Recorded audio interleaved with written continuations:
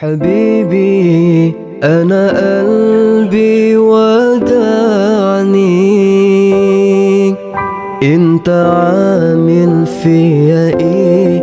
انت سحرني ولا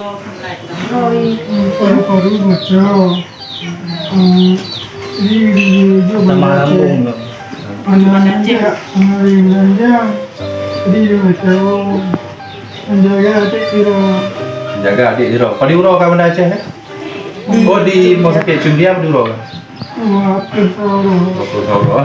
adik pun kerja? Anak kerja. Anak tapu eh?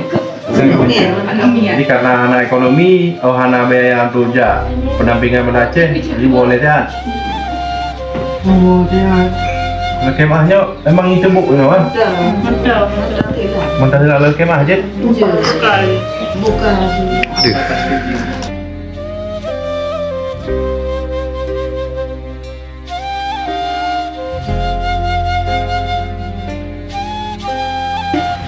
Ya ke cara lu belum mantu, bang Muladi yang siro orang fakir miskin ada yang dua tinggal anak dana.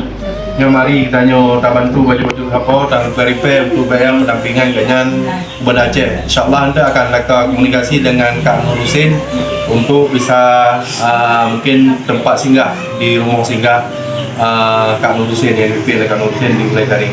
Terima kasih.